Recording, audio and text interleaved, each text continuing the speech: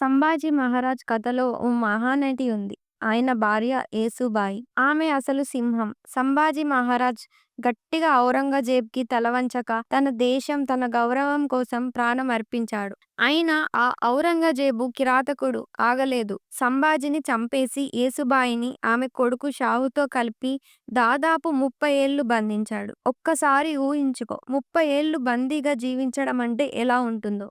కానీ ఇక్కడ ఓ ఔరంగజేబు చాలా ప్లాన్లు చేశాడు. నీ మతం మార్చుకుంటే నీకు స్వేచ్ఛ అంటూ లొంగదీసుకునేందుకు ఎన్నో ప్రయత్నాలు చేశాడు. కానీ యేసుబాయి ఏమందో తెలుసా? ఏమైనా భరిస్తా కానీ నా ధర్మం మార్చుకోను అని గట్టిగా నిలబడి పోరాడింది. ఏ ఇబ్బంది వచ్చినా, ఏ అవమానం చేసినా ఆమె తల ఎక్కడ వంచలేదు. ఆమె ధైర్యం, పట్టుదల మాటల్లో చెప్పలేనిది. 30 ఏళ్లు జైలు జీవితం. అయినా తన గౌరవాన్ని, తన ఆత్మాభిమానాన్ని చెక్కుచెదరకుండా కాపాడుకుంది. ఔరంగజేబు చావడంతో షాహుకి స్వేచ్ఛ లభించింది. అతడు బయటికొచ్చి మటాటా సామ్రాజ్యాన్ని తిరిగి పొందాడు. ఆ విజయానికి పునాది యేసుబాయి వేసిన త్యాగమే. ఆమె ఒక మాట కూడా మార్చకుండా నిలిచినట్టే తన సింహాసాన్ని నిలబెట్టింది. ఇదంతా సినిమాలో చూడాలంటే 'చావా' సినిమా తప్పక చూడాలి.